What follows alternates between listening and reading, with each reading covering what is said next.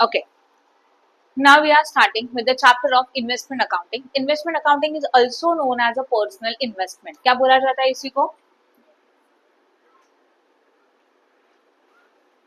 And here your chapter name is a what? Investment accounting. Now what is the investment accounting and what is a personal investment? सबसे पहले investment मतलब क्या होता है, कोई बता सकता है? What is the meaning of investment? बोलो. Investment क्या करते हो? हाँ, मतलब इन्वेस्टमेंट कब करते हैं आप लोग? या तो investment means what? Investment means when you are having a surplus fund. अगर हमारे पास एक्सेस कैश है, एक्सेस फंड है, तो इस फंड को हम लोग कहीं ना कहीं इन्वेस्ट करते हैं. और इन्वेस्ट करने का मेन पर्पज होता है, एक तो फंड्स अवेलेबल है, उसको कहीं ना कहीं इन्वेस्ट करेंगे तो we are getting a return on that, तो उसको बोला जाता है इन्वेस्टमेंट. क्लियर हो रहा है? तो जैसे कि कोई भी पर्सन है वो इन्वेस्टमेंट करता है, उसी तरह से जितनी भी कंपनीज है ना, वो भी अपना फंड्स कहीं ना कहीं इन्वेस्ट करती है. उसके अलग अलग रीजन है. सबसे मेन रीजन है we are getting a return on that investment. Clear हो रहा है? ओके, तो इन्वेस्टमेंट का मीनिंग क्लियर हो गया. Investment means if any person और if any company, that is organisation having a surplus cash, having a surplus fund, surplus cash available है, extra पैसा अवेलेबल है, तो उस फंड को आइडियली हम लोग बिजनेस में नहीं रखते, उस फंड को कहीं ना कहीं इन्वेस्ट करते हैं. Reason is what? उसके दो अलग अलग रीजन है. एक तो आपको रेगुलर बेसिस के ऊपर रिटर्न मिलेगा. सेकेंड थिंग, आपने जो इन्वेस्टमेंट किया है ना, उसका वैल्यू भी अप्रिशिएट होगा. एक एग्जाम्पल ले लेते हो. समझ लो कि मेरे पास एक्स्ट्रा फंड है, मैंने सोचा ये इन्वेस्टमेंट में हाउस प्रॉपर्टी में करूँ, मतलब ये जो फंड्स अवेलेबल है, इससे मैंने एक प्रॉपर्टी परचेज किया एंड ऑन दैट प्रॉपर्टी उसको मैंने रेंट पे दे दिया, तो we are getting a rent on that return, that investment.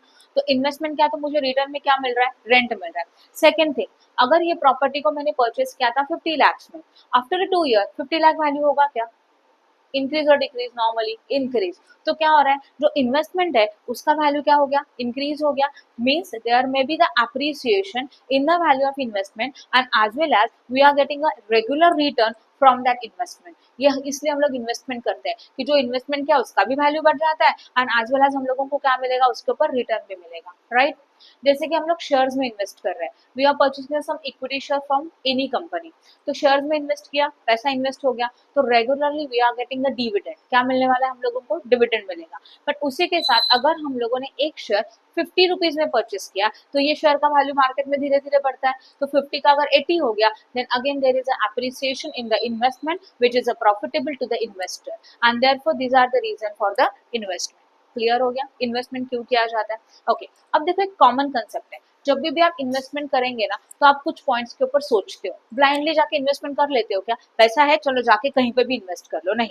We are having a 3 points, फिर इनको सोच के फिर आप डिसीजन लेते हो कि इन्वेस्टमेंट करना चाहिए कि नहीं करना चाहिए. Point number 1 is a security, point number 2 is a liquidity and point number 3 is a profitability.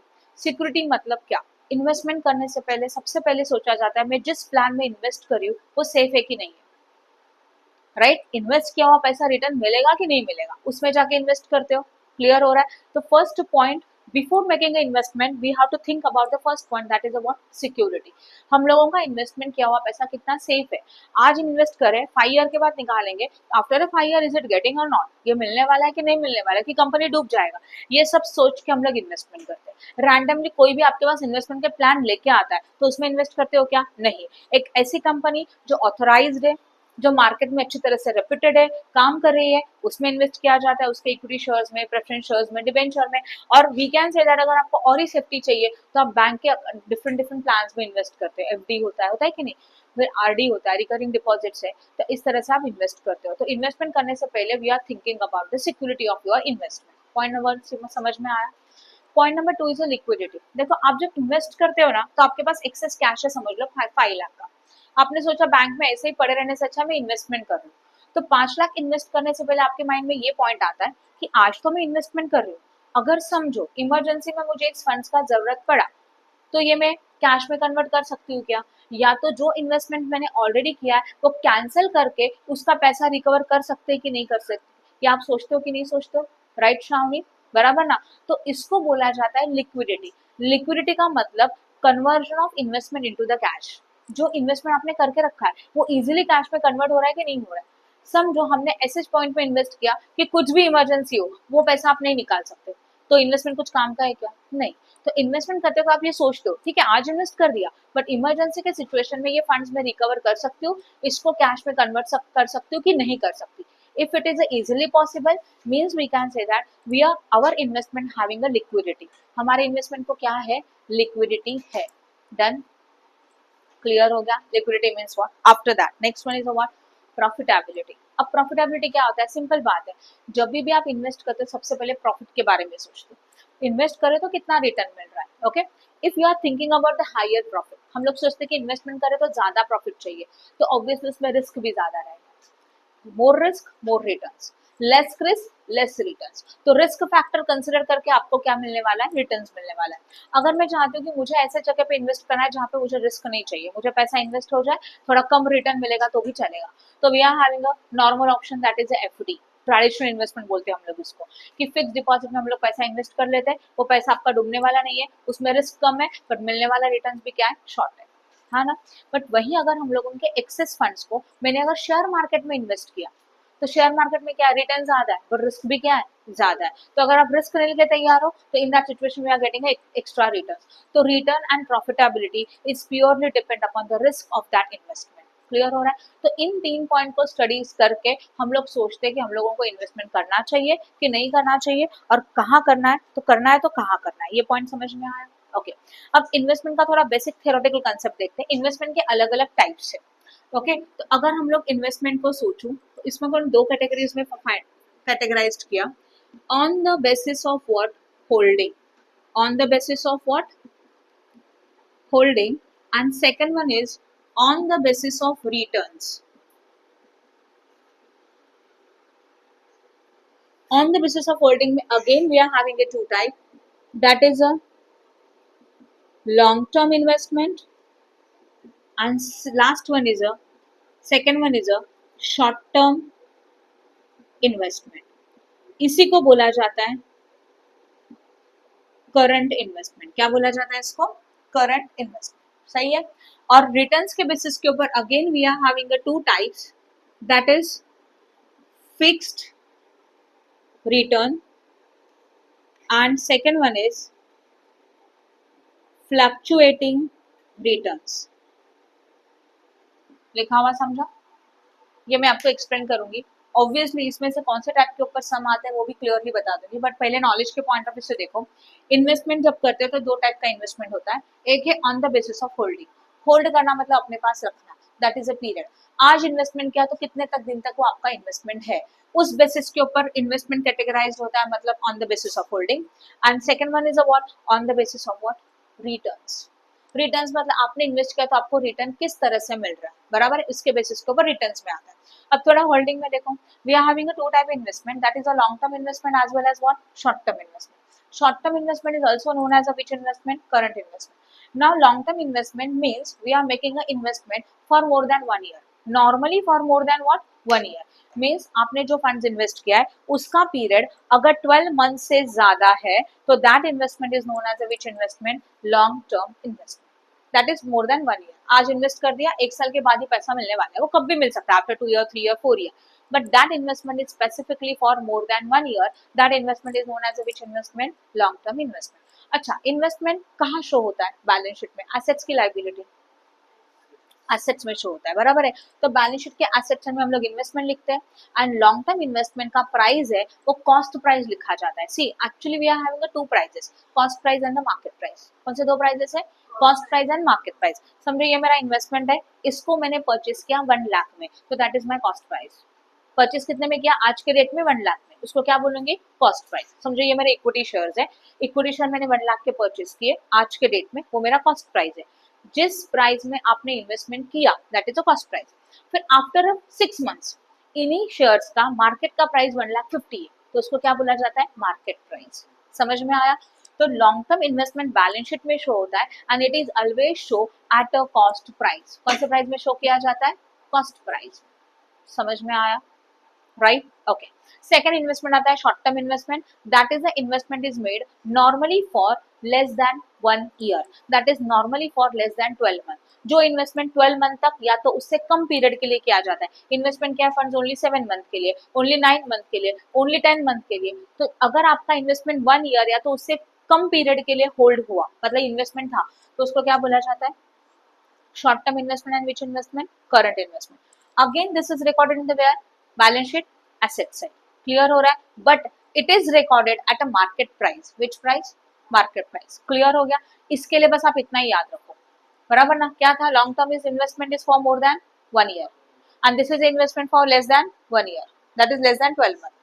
इसको रिकॉर्ड करते हैं एसेट साइड में कॉस्ट प्राइस में, इसको रिकॉर्ड करते हैं एसेट साइड में मार्केट प्राइस में। यस, क्लियर हुआ।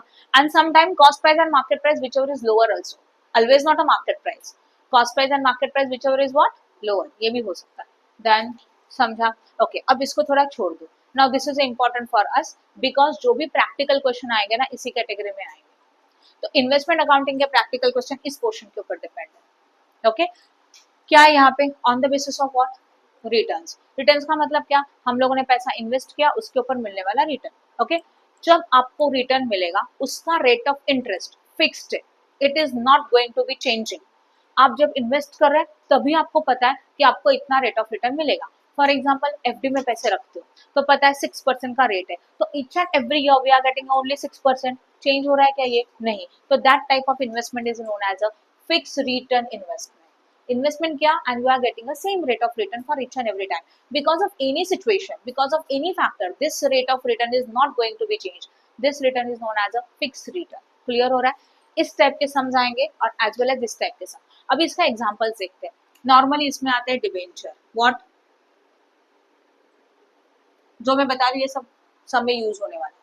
इसमें कौन कौन से इन्वेस्टमेंट्स आते हैं, पहला वाला डिबेंचर, आपने ऑब्जर्व किया होगा डिबेंचर के सामने उसका परसेंटेज होता है and that is the rate of interest. समझो यहाँ लिखा है 10% डिबेंचर, इट मीन्स हम लोग अगर 10% डिबेंचर में इन्वेस्ट कर रहे हैं, कंपनी है अपोजिट में, we are making investment, 10% debenture में पैसा इन्वेस्ट किया, इसका मतलब इन फ्यूचर आपको मिलने वाला जो रिटर्न है, इंटरेस्ट का रिटर्न है, वो कितना परसेंट रहेगा, 10% रहेगा, हाँ या ना, एनी डाउट इन दिस।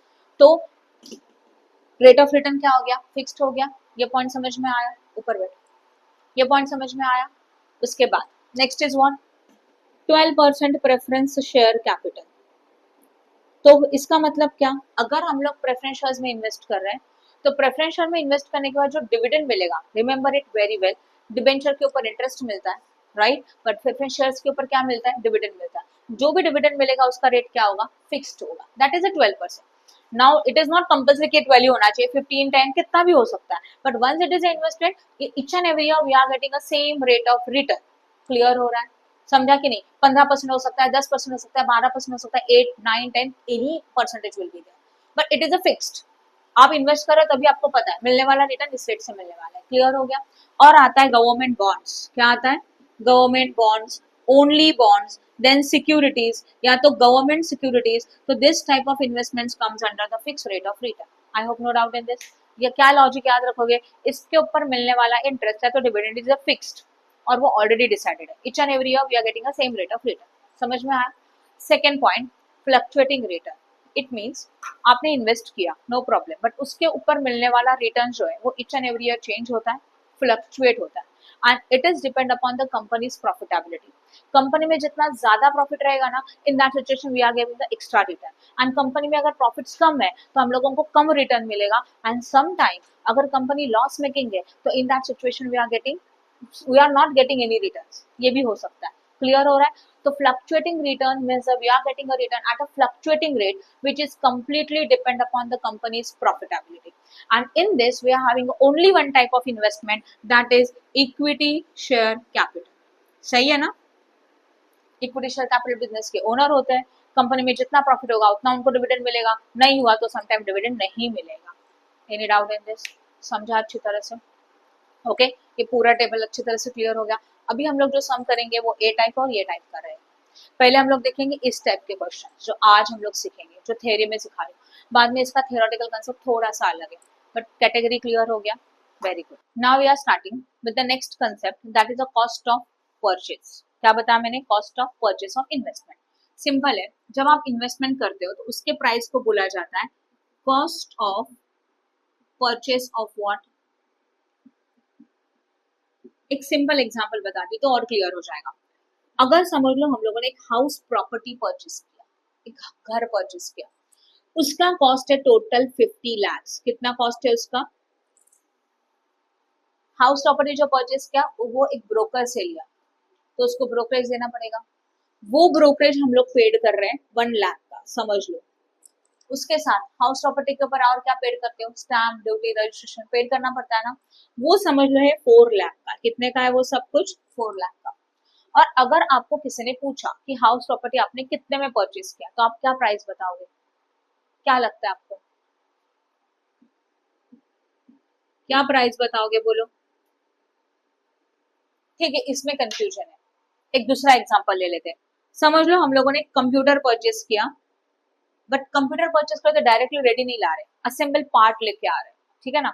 और उसको असेंबल करे, छोटे छोटे हार्ड डिस्क लाया, लैपटॉप का वो स्क्रीन लाया, राइट ना। तो जो जो छोटे छोटे पार्ट्स लाए, उस पार्ट्स का जो कॉस्ट है 30,000। फिर इन पार्ट्स को असेंबल करके कंप्यूटर बनाने के लिए हम लोगों ने उसका जो इंजीनियर होता है कि नहीं, कंप्यूटर इंजीनियर, उसको चार्जेस दे दिया 5,000। कितना चार्जेस दे दिया, 5,000। उसी के साथ उसमें सॉफ्टवेयर डालने पड़ते हैं, सॉफ्टवेयर का भी कुछ कॉस्ट होता है। तो उसको सॉफ्टवेयर को इंस्टॉल करना, माइक्रोसॉफ्ट वर्ड है, एक्सेल है, पावर पॉइंट है, उसको इंस्टॉल करने के लिए उस इंजीनियर ने ले लिया 2,000। अगर आपका फ्रेंड आपको बोलता है आपने टोटल पीसी कितने में परचेस किया, तो आप क्या कॉस्ट बताते हो, क्या करते हो, सबका टोटल करते हो कि नहीं, कितना हो रहा है टोटल, राइट है। मतलब आपने क्या किया, जो प्रोडक्ट है या तो जो भी इन्वेस्टमेंट है, जो भी एसेट्स है, उसको परचेस करने से लेके फाइनल परचेस करने तक का सबका एक्सपेंसेस ऐड करके टोटल बताया। Now we can say that computer is purchase for 37,000 in and all. Similarly house property का कॉस्ट 50 लाख था, ब्रोकरेज पेड किया 1 लाख, स्टैम्प ड्यूटी रजिस्ट्रेशन दिया 4 लाख, तो टोटल कॉस्ट कितना हो गया, 55 लाख। तो what is the total cost of house property, 55 lakh. तो इन शॉर्ट, परचेस के टाइम पे कोई भी एक्सपेंसेस जनरेट हो रहा है, तो वो एक्सपेंसेस आपको क्या करने हैं, ऐड। समझ में आया, क्लियर है। Purchase of investment, investment purchase कर रहे हो, इन्वेस्टमेंट परचेस करने के लिए खर्चा हो रहा है, all expenses add in your investment and that is your total cost of investment. Clear हो गया, समझा कि नहीं समझा। ये था परचेस ऑफ इन्वेस्टमेंट। सेकेंड वाला पॉइंट देखते हैं, sale price of investment. Investment को सेल कर रहे हो, तब प्राइस क्या हो सकती है। हम लोगों ने एक हाउस प्रॉपर्टी को सोल्ड कर दिया, और वो सोल्ड कर दिया समझ लो 35 लाख में। कितने में सोल्ड किया, 35। बट सेल हो परचेस हो, वी हैव टू पे द कमीशन एंड ब्रोकरेज। हम लोगों ने ब्रोकर को पेड किया 1 लाख। सोचो 35 लाख का प्रॉपर्टी हम लोग सेल कर रहे हैं, बट बीच में ब्रोकरेज कितने का है, 1 लाख का। आपको कितना मिलेगा, 35 लाख का प्रॉपर्टी बेचा किसी को, बट उसमें से ब्रोकरेज का 1 लाख का। तो what is the actual amount we are getting to be received, 34 lakh. Yes और नो। तो आपको कितना मिलने वाला है, 34 लाख मिलेगा। तो at the time of sale अगर कोई एक्सपेंसेस है तो वो माइनस होते हैं। पॉइंट समझ में आया, बस 2 ही सेंटेंसेस है। व्हाट, परचेस किया, परचेस के टाइम के एक्सपेंसेस क्या होता है, at the time of sale expenses क्या होता है, माइनस। इनफ, क्लियर है, ओके। अभी और एक पॉइंट, अगर आप सेल कर रहे हो तो obviously we have to find out the profit and loss. Yes और नो। हम लोग ये क्या कर रहे हैं, देखो इन्वेस्टमेंट कर रहे हैं। इन्वेस्टमेंट करते हैं तो उसका मेन पर्पज ही होता है रिटर्न अर्न करना है, हाँ या ना। तो अगर आपने परचेस किया, बाद में उसको सोल्ड किया, तो देखोगे ना उसमें प्रॉफिट हुआ कि लॉस हुआ। तो at the time of sale we have to find out profit and loss on the sale. Sale के ऊपर का क्या निकालना है आपको, प्रॉफिट या तो लॉस। तो simple formula is what, selling price minus what, cost price.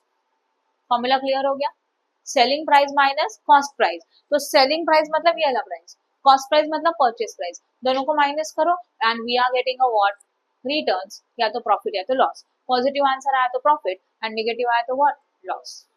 I hope no doubt in this.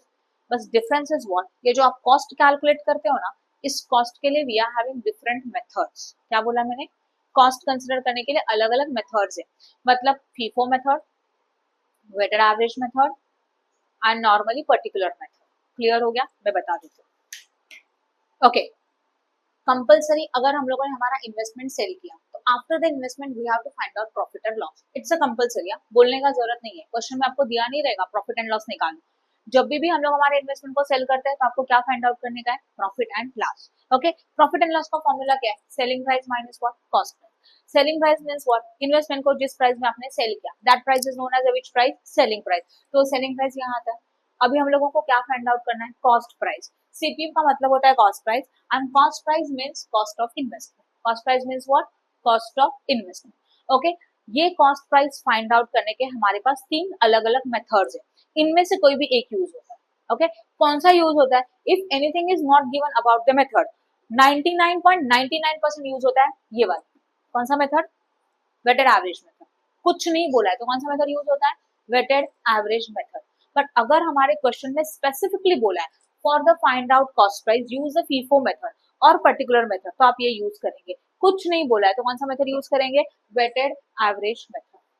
Clear हो रहा है, तीन मेथड समझ में आया। First method is a which one, FIFO method, that is first in first out. Second method is a which one, that is a weighted average method, yes or no? And third one is a which method, particular method. If specific information is given about the method, then follow that method. FIFO दिया है, particular दिया है, तो वो method follow करो। And any specific information is not given, then by default which method is there, that method is. किसके लिए, to find out what, cost, क्योंकि सेल्स में से कॉस्ट माइनस करेंगे तो मिलेगा प्रॉफिट की लॉस। क्लियर हो गया, ओके। तो इस मेथड्स को एक्सप्लेन करने के लिए मैंने कुछ एग्जांपल्स लिए, एग्जांपल समझ लो। पहले हम लोग देखेंगे FIFO method. In a FIFO method just assume that we are purchase the investment and we sale the investment, right. Investment कर रहे हो, समझो वो शेयर्स है, एज्यूम कर लेते हैं। तो हम लोगों ने हमारा फर्स्ट परचेज किया 1 जैन को, 5000 number of share at the price of 10, तो total cost is how much, 50,000। ये शेयर आपने कितने में परचेज किए, 50,000। Second is a 3000 number of share at the rate of what, 12, तो कितने में परचेज किया, 36,000। यस और no. Next is what, 2000 share at the rate of what, 15, मतलब कितना हो गया टोटल, 30,000। ओके, लाइंस में देखो, जैन, फरवरी, मार्च। ओके, अभी हम लोग 15 मार्च को 6000 शेयर सोल्ड कर रहे हैं। कितने में सोल्ड कर रहे हैं, 20। यहाँ तक क्लियर है। सेल के बाद क्या फाइंड आउट करने का है, profit and loss. Format is what, selling price minus cost price. तो यहाँ ध्यान दो, what is the selling price, जितने में सेल किया वो selling price. 6000 number of shares are sold at a 20, mean selling price is how much, बोलो। सही है। अब मुझे चाहिए cost price and they say that follow FIFO method. कौन सा मेथड फॉलो करने के लिए बोला है, फीफो। फीफो का full form, first in first out. तो अभी हम लोग क्या एज्यूम करेंगे, आप जो 6000 शेयर सोल्ड कर रहे हैं उसमें फीफो मेथड है, मतलब जो पहले परचेस किया वही पहले सेल करेंगे। ओके, अब ध्यान देना please. How many number of share are going to be sold. Okay, इसमें से फर्स्ट कितना परचेस किया था, मतलब 5000 परचेस पहले किया था, हाँ या ना। उसका कॉस्ट कितना है, 10 है, तो कॉस्ट कितना बन गया, बोलो, 50,000। Now remaining shares is how much, 1000। वो नेक्स्ट कैटेगरी में से आएंगे। नेक्स्ट कैटेगरी में कितना है, 12 है, राइट। कितने टोटल शेयर आप सेल कर रहे हो, 6000। 6000 सेल करने के लिए पहला 5000 शेयर फर्स्ट लॉट में से लिया, और 1000 शेयर सेल करना है ना, वो 1000 आप नेक्स्ट लॉट में से लेंगे। 5000 शेयर का कॉस्ट कितना था, 10, तो टोटल कॉस्ट कितना बन गया, 50,000। तो ये 1000 शेयर आप इस लॉट में से लेंगे, 3000 में से 1000 सेल करेंगे।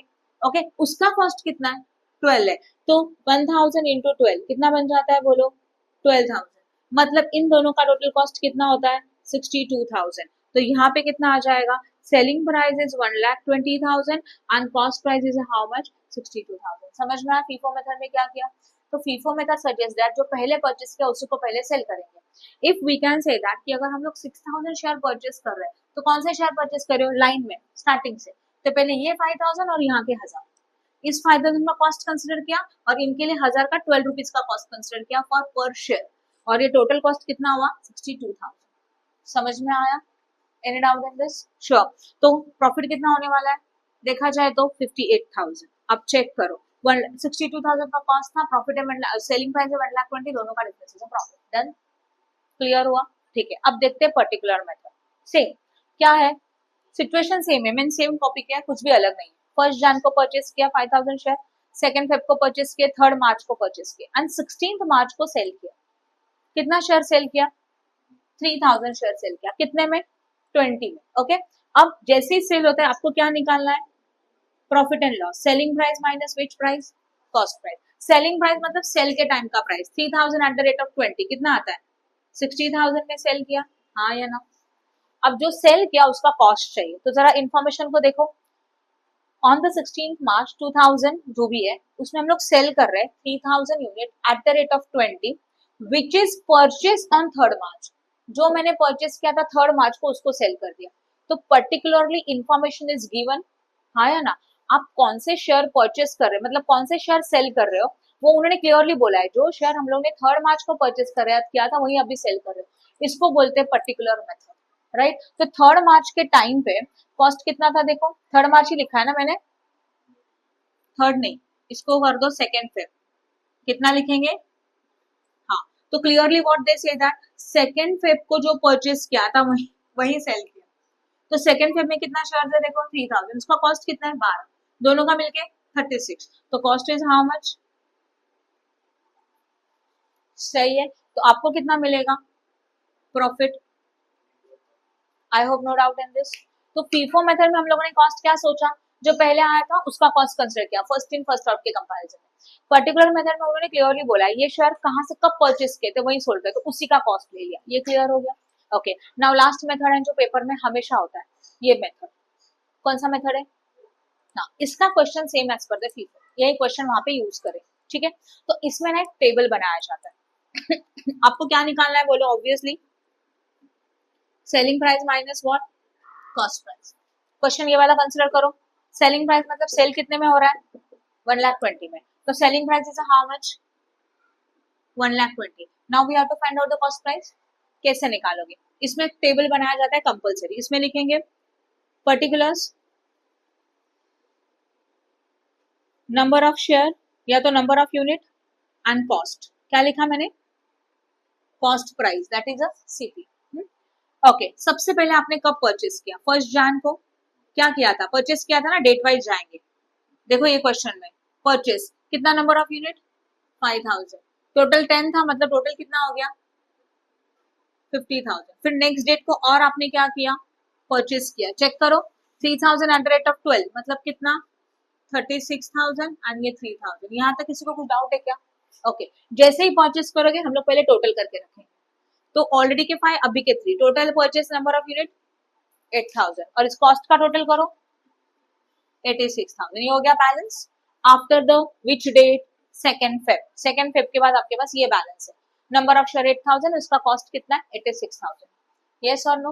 ओके, आफ्टर दैट 3 मार्च को और क्या हो रहा है बोलो, परचेस हो रहा है ना, तो परचेस वापस क्या होना चाहिए ऐड, तो यहाँ पे लिखेंगे अगेन ऐड परचेस, कितना शेयर्स 2000, जिसका कॉस्ट कितना था 50, तो कितने में परचेस किया 30,000, तो बैलेंस 8 + 2 व्हाट 10, एंड यहाँ पे 8 9 था 11, 1,16,000, यस और नो, समझा कि नहीं समझा। और इसको क्या बोला जाएगा बोलो बैलेंस।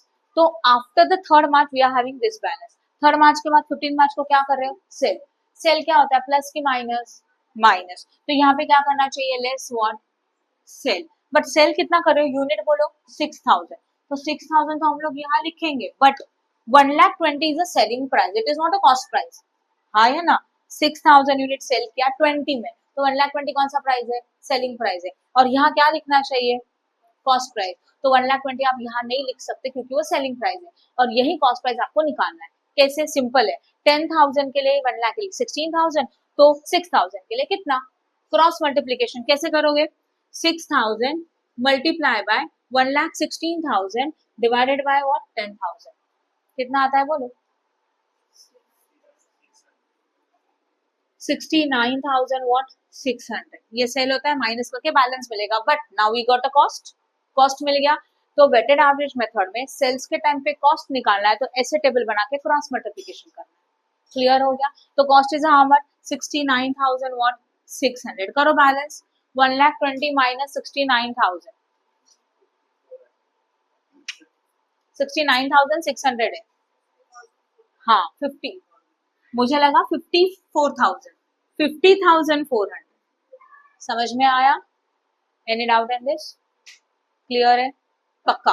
तो तीनों मेथड समझा, आपके लिए आपको इंपॉर्टेंट है ये वाला मेथड, यही मेथड यूज होता है, कोई भी कैटेगरी का सम होने दो, कॉस्ट फाइंड आउट करने के लिए यही करना होगा, क्या किया जाएगा टेबल सेल्स के टाइम पे क्रॉस मल्टीप्लिकेशन करके कॉस्ट, यही कॉस्ट यूज करके what profit and loss, done.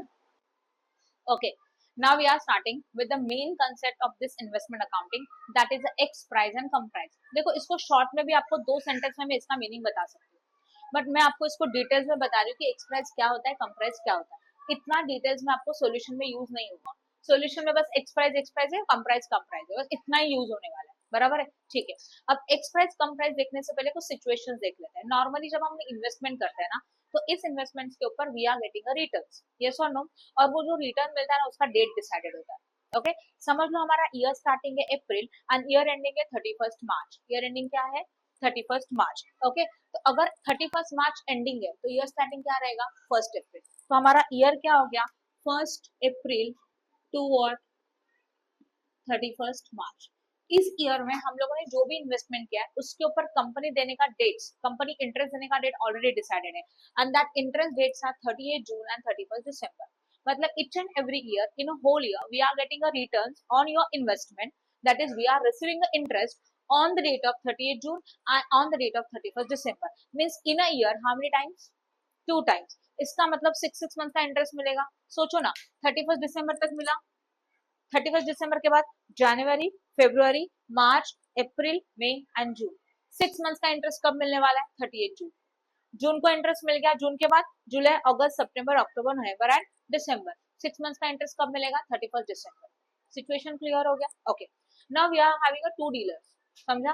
अभी हमारे पास कितने डीलर है, 2 डीलर है, dealer X and dealer Y, मतलब person X and person Y. Mister X ने अपने पास के शेयर्स सेल किए मिस्टर वाई को, या तो डिबेंचर्स समझ लो, क्या किया, सेल किया।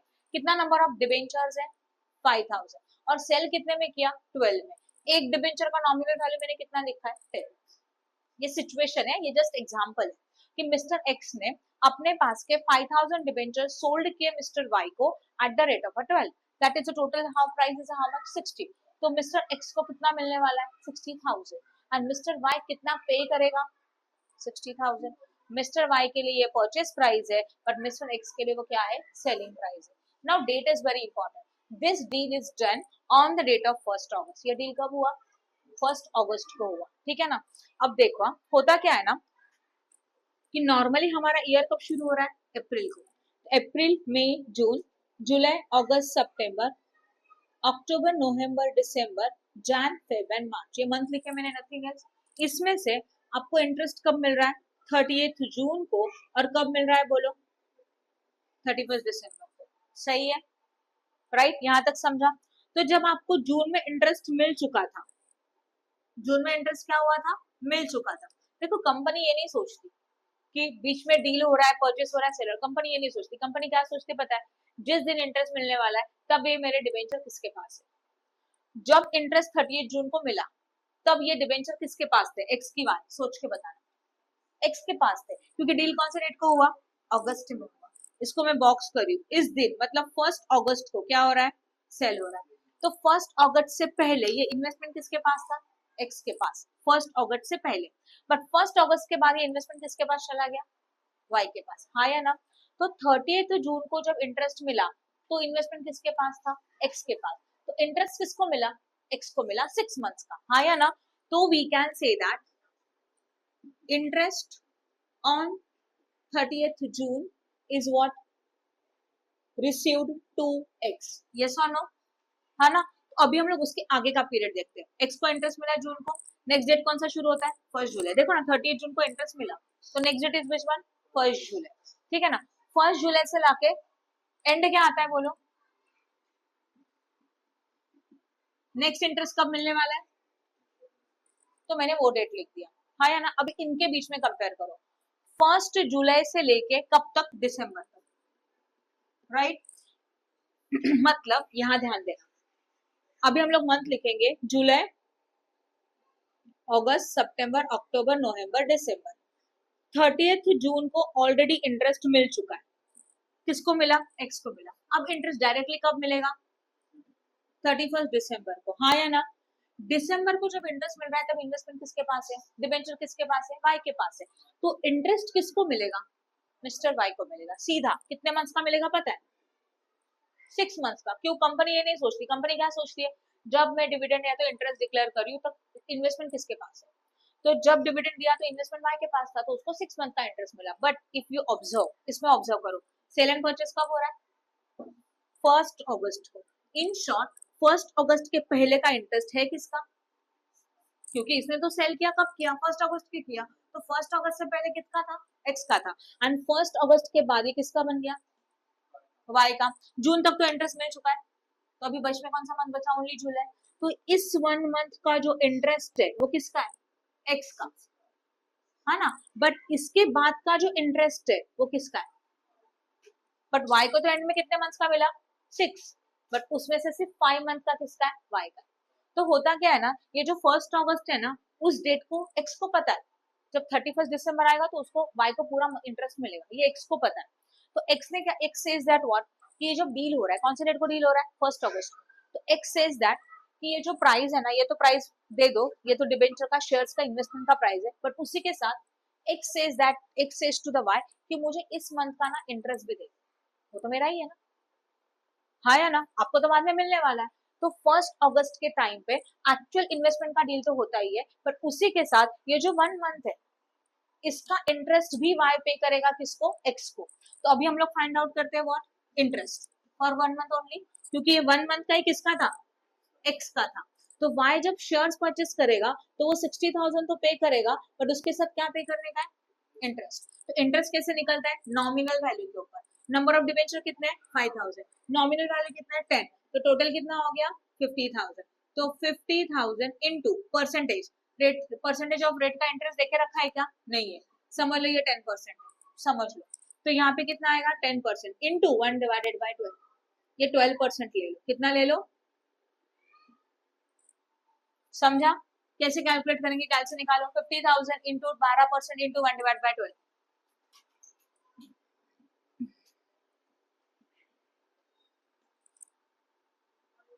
500 आया, समझा। अब ध्यान दे रहा हूं, वाई ने क्या किया, वाई ने जब ये शेयर्स परचेस किए, डिबेंचर परचेस किए, तो वाई ने एक्स को कितना पैसा दे दिया, 60,000, बराबर है, और ऊपर से और 500 दे दिया इंटरेस्ट के लिए। इंटरेस्ट क्यों दिया, समझा। तो ये जो 60,000 है ना, that is known as a ex price, इसको क्या बोला जाता है, एक्स प्राइस। तो 60,000 इन्वेस्टमेंट के लिए दे दिया, और ऊपर से 500 दे दिया अलग से, इंटरेस्ट का पैसा अलग से दिया। तो इस this price is known as ex price, means in a ex price interest is not included. इसमें इंटरेस्ट इंक्लूड है क्या, नहीं है, तो इसको कौन सा प्राइस बोला जाता है, एक्स प्राइस।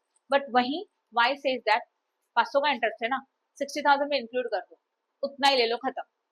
तो अगर हमारे प्राइस में, कॉस्ट में इंटरेस्ट ऑलरेडी का इंक्लूड है, तो उसको बोलते हैं कम प्राइस।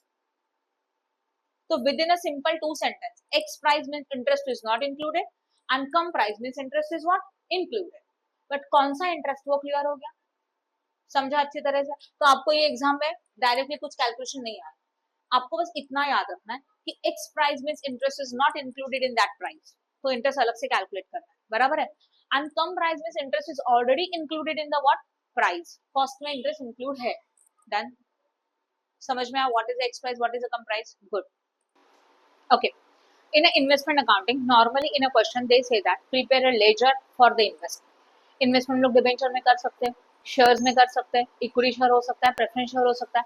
तो जहां पे आपने इन्वेस्टमेंट किया, that account you have to prepare. For example our investment is a 6% debenture, तो इन्वेस्टमेंट अकाउंटिंग के बदले में क्या लिखेंगे, 6% डिबेंचर अकाउंट। क्लियर हो रहा है। तो we are going to prepare just investment account in this topic. इस चैप्टर में आपको लेजर ही पूछा जाएगा, जर्नल एंट्रीज नॉर्मली पेपर में नहीं आता, ठीक है। तो लेजर का फॉर्मेट ये है, you know it very well, ledger format is a T format, debit side as well as what, credit side. तो this part your debit side में क्या आएगा, first column is a date, second column is a what, particulars, yes और no. Next is a nominal value of that investment, then interest जो भी आपको मिलेगा वो, एंड इसका क्या, price, that is the amount. यहाँ तक समझ में आया। After that next one, credit side में क्या क्या होगा, date, particulars, nominal value, interest and amount, same columns आ जाए। इन इतने कॉलम हम लोगों के कहाँ पे बनेंगे, पूरे के पूरे लेक्चर में, ठीक है। अब देखते हैं, सबसे पहले we are having a opening balance. Investment is a what, assets और लायबिलिटी, बोलो, assets. And all assets having a debit balance, सारे एसेट्स का डेबिट बैलेंस होता है। तो इन्वेस्टमेंट का जो ओपनिंग बैलेंस है वो आएगा डेबिट में, उसको लिखा जाता है टू बैलेंस ब्रॉट डाउन। क्या लिखा जाएगा, to balance brought down. This is which balance, opening balance आपके लिए लिखा है। तो nominal value, interest and amount जो अकॉर्डिंग टू कैलकुलेशन आएगा वो यहाँ आएगा। अगर ओपनिंग बैलेंस डेबिट में, तो क्लोजिंग बैलेंस व्हाट, क्रेडिट। तो क्लोजिंग बैलेंस यहाँ होगा by balance what, carried down. क्या लिखा मैंने, कैरिड डाउन। और ये कौन सा बैलेंस है, क्लोजिंग बैलेंस है। अगेन अमाउंट आप यहाँ लिखेंगे। तो यू ये क्लियर हो गया, क्या क्लियर हो गया बताओ। इन्वेस्टमेंट अकाउंट के डेबिट में कौन सा बैलेंस आता है, ओपनिंग बैलेंस। तो क्वेश्चन में ओपनिंग बैलेंस आया तो it is recorded to the investment account debit side, and if there is a closing balance it is recorded to the what, credit side. Clear है, okay. अब देखो purchase of investment, सोचो हम लोग investment को क्या कर रहे हैं, परचेस कर रहे हैं, परचेस करें तो investment comes in, cash is what, goes out. तो entry will be investment account debit to what, cash या तो बैंक। पोस्टिंग कैसे होगा, इन्वेस्टमेंट अकाउंट के डेबिट साइड में टू कैश है तो bank, that is a purchase. समझा कि नहीं समझा? तो ये किसका एंट्री हो गया, परचेस का, राइट। जितना भी है एंट्रीज अमाउंट सब कुछ लिख दो। किसी को कोई डाउट है? ओके अगर हम लोग परचेस कर रहे हैं तो सेकंड क्या हो सकता है, सेल। सेल करेंगे तो what comes in, cash comes in. तो entry will be what, cash account debit to what, investment account. Purchase का एंट्री डेबिट में आया तो सेल्स का एंट्री कहाँ जाएगा, क्रेडिट। शॉर्ट में याद रख सकते हो। तो सेल्स का एंट्री यहाँ लिखेंगे by cash and bank and what amount होगा, और ये किसका एंट्री है, सेल का। याद हो गया। ओपनिंग कहाँ जाता है बोलो, डेबिट। क्लोजिंग कहाँ जाएगा, क्रेडिट। ठीक है, परचेस किया तो डेबिट और सेल्स किया तो what, I hope no doubt. Okay अब सेल करते तो क्या फाइंड आउट करते हो, प्रॉफिट एंड लॉस, है ना। तो समझ लो हम लोगों को प्रॉफिट हुआ, क्या हुआ, प्रॉफिट हुआ। तो प्रॉफिट होता है तो पीएनएल अकाउंट जर्नल एंट्री में डेबिट की क्रेडिट। सोच के बता, मुझे बिजनेस में प्रॉफिट हो रहा है या तो इस ट्रांजैक्शन में प्रॉफिट हुआ। प्रॉफिट एंड लॉस के लिए अप्लाई होता है नॉमिनल अकाउंट। नॉमिनल अकाउंट का रूल क्या है, debit all expenses and losses, credit all incomes and gains, बराबर ना। तो अगर प्रॉफिट हो रहा है तो पीएनएल अकाउंट क्रेडिट आएगा और इन्वेस्टमेंट अकाउंट डेबिट होगा। तो एंट्री क्या होगा, investment account debit to what, PNL. तो इन्वेस्टमेंट अकाउंट के डेबिट साइड में क्या लिखेंगे, टू पीएनएल। इसमें क्या आता है, प्रॉफिट। तो प्रॉफिट अगर डेबिट है तो लॉस, तो यहाँ पे क्या लिखेंगे, बाय पीएनएल, और इसमें क्या होगा, loss. And profit and loss जो होता है वो सिर्फ अमाउंट कॉलम में आता है, वो इंटरेस्ट में नहीं होता। ये भी पॉइंट समझ में आया, क्लियर है। तो देखो क्या क्या देखा, परचेस का एंट्री कहाँ आता है बोलो, डेबिट। सेल्स का एंट्री कहाँ आता है, क्रेडिट। सेल्स के ऊपर का प्रॉफिट हुआ तो डेबिट, सेल्स के ऊपर का लॉस हुआ तो credit. And during the year we are getting interest, interest भी मिलता है। तो इंटरेस्ट मिल रहा है तो वो भी कहाँ पे जाएगा, क्रेडिट में जाएगा। क्या लिखेंगे, बाय कैश है तो बैंक, जो भी इंटरेस्ट मिला वो सिर्फ इंटरेस्ट कॉलम। डन। इसके सिवा यहाँ पे कोई एंट्रीज नहीं आती। मैंने जर्नल एंट्री ज्यादा एक्सप्लेन नहीं की क्योंकि जर्नल एंट्री तो लिखना ही नहीं है आपको, एक्चुअल में क्या रिकॉर्ड करने का, ओनली लेजर। तो बस याद रखो, परचेस का एंट्री कहाँ पे, डेबिट में। सेल्स का एंट्री क्रेडिट में। सेल्स के ऊपर का प्रॉफिट डेबिट, सेल्स के ऊपर का लॉस क्रेडिट। डन। उसके बाद interest received credit, opening balance debit and closing balance credit. खत्म। इतना बस आपको याद होना चाहिए। अब इसके बाद हम लोग सम करेंगे। क्लियर हो गया? Please like and share our video and subscribe our channel for more videos. Press bell icon for notification. Thank you.